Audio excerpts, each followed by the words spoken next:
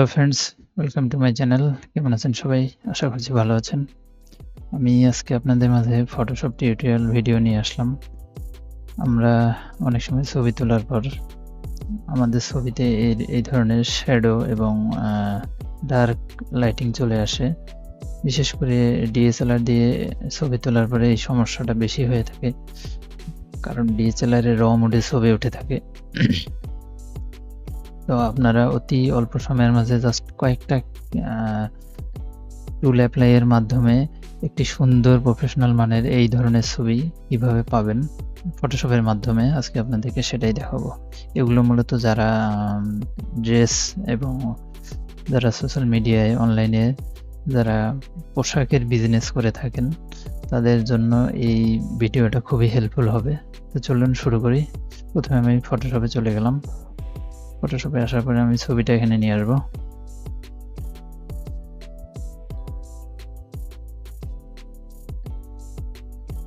ছবিটা আনার পরে আমি প্রথম যে কাজটা করব, আমি ছবির ব্যাকগ্রাউন্ডটা রিমুভ করব। এখন ব্যাকগ্রাউন্ড রিমুভ করার অনেক ওয়ে আছে। আপনারা এখানে যে কোনো টুল দিয়ে, লেসো টুল দিয়ে, ম্যাজিক সিলেকশন টুল দিয়ে, আপনারা কুইক সিলেকশন টুল দিয়ে অথবা পেন টুল দিয়ে আপনারা ব্যাকগ্রাউন্ড রিমুভ করতে পারবেন। তো আজকে আমি দেখাবো সাবজেক্ট সিলেক্টের মাধ্যমে কিভাবে ব্যাকগ্রাউন্ড রিমুভ করতে হয়।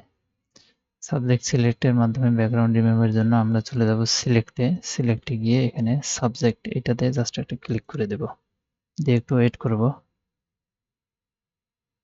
আমার সাবজেক্টটি দেখব সুন্দরভাবে সিলেকশন হয়ে গেছে। যদি কোনোখানে প্রবলেম থাকে সেটা আমি ঠিক করে নিতে পারবো কুইক সিলেকশনের মাধ্যমে। যেমন এই জায়গাটায় দেখতে পাচ্ছি ঠিকভাবে সিলেকশন হয়নি, আমি কুইক সিলেকশন টুলটি নিয়ে এটাকে ঠিক করে দিতে পারবো।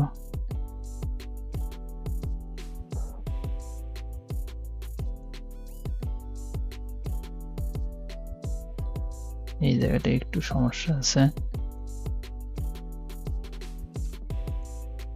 আমি তাড়াতাড়ি করে দেখাচ্ছি, আপনারা সময় নিয়ে কাজ করবেন তাহলে ভালো রেজাল্ট পাবেন।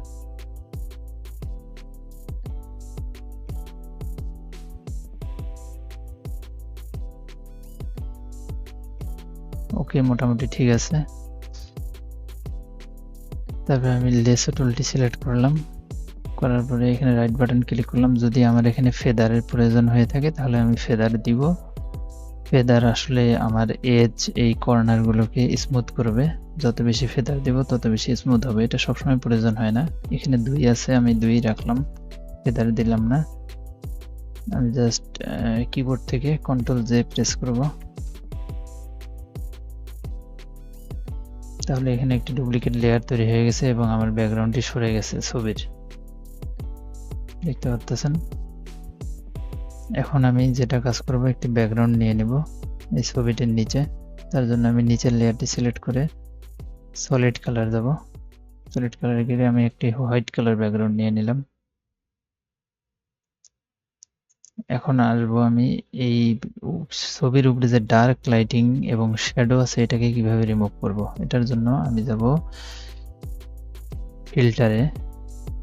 ফিল্টারে গিয়ে ক্যামেরা র ফিল্টার, এই অপশনটা আপনারা ওল্ড ভার্সন ফটোশপ যারা ইউজ করতেছেন তারা পাবেন না। যারা লেটেস্ট ভার্সন ইউজ করতেছেন তাদের এই ভার্সনটা আসবে এই ফিল্টারের এই অপশনটাতে, মানে ক্যামেরা র। আপনারা এখানে যাওয়ার জন্য এই ছবির লেয়ারটিতে সিলেক্ট করে ফিল্টারে ক্লিক করে ক্যামেরা র এখানে একটা ক্লিক করে দেবেন। একটি পপ আপ উইন্ডো ওপেন হবে, দেখতে পাচ্ছেন একটি পপ আপ উইন্ডো ওপেন হয়েছে। আমরা এখানে যে কাজটি করব, আমরা এই বেসিক, এটা এরকম থাকতে পারে, এখানে অনেকগুলো সেটিং আছে, অপশন আছে, আমরা এত কিছু আজকে দেখব না। জাস্ট বেসিক আমরা এটা দিয়ে এই ছবিটিকে এডিট করব। তার জন্য আমরা এই বেসিকের এই অ্যারোটাতে ক্লিক করে দেব। বেসিকের ভিতরে যে টুলগুলো আছে ওই টুলগুলো শো করবে এবং আমরা এখানে প্রথমে যে কাজটি করব, আমাদের ছবির উপরে আছে শ্যাডো, এই শ্যাডো এরিয়াটা আমরা রিমুভ করব। এখানে শ্যাডোস আছে, এই শ্যাডোসে গিয়ে আমরা এটা একটু বাড়ায় দেখব যে এটা ঠিক হচ্ছে কিনা।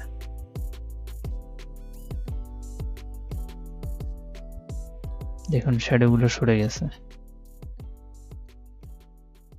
আমি একটু কাছ থেকে করে দেখাচ্ছি এটা কিভাবে চেঞ্জ হচ্ছে, দেখুন। শ্যাডোগুলো সরে যাচ্ছে।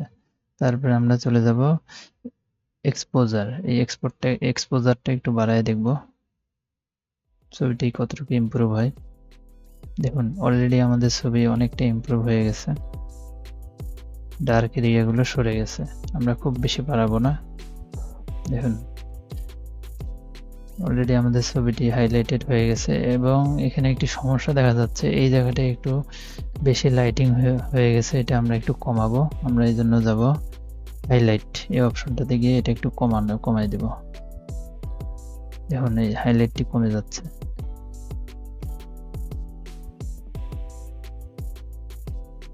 হাইলাইটটি কমে গেছে এবং এক্সপোজারটা আমরা আরেকটু বাড়াইতে পারবো।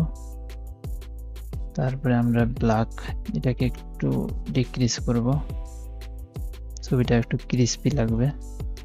হোয়াইট অপশনটা আছে, এটাকে আমরা একটু কমাইতে পারি। তারপরে আছে কন্ট্রাস্ট, এটাকে একটু কমায় বাড়ায় দেখতে পারি। সবগুলো আপনারা একটু কমায় বাড়ায় দেখবেন আপনাদের ছবিতে আসলে কতটুকু কোন অপশনটার প্রয়োজন আছে সেটা কমায় বাড়ায় দেখলে আপনারা বুঝতে পারবেন। আশা করি এই ছবিটি সোশ্যাল মিডিয়ায় আপলোড দেওয়ার জন্য পুরোপুরিভাবে রেডি হয়ে গেছে। আমরা এখন এখানে ওকে করে দেব জাস্ট। দেখুন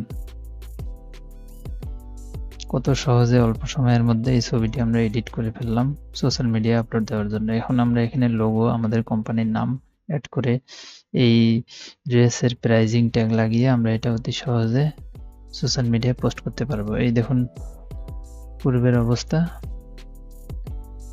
এবং পরের অবস্থা। এটা হচ্ছে পূর্বের অবস্থা, এটা হচ্ছে পরের অবস্থা। তো বন্ধুরা, আশা করি আজকের আমার এই ভিডিওটি আপনাদের জন্য অনেক হেল্পফুল হবে। ভিডিওটি বন্ধুদের সঙ্গে শেয়ার করবেন। নতুন একটি টিউটোরিয়ালে আপনাদের সঙ্গে আবারও দেখা হবে। ততক্ষণ পর্যন্ত ভালো থাকুন, সুস্থ থাকুন, আমার চ্যানেলের সঙ্গে থাকুন। আল্লাহ হাফেজ।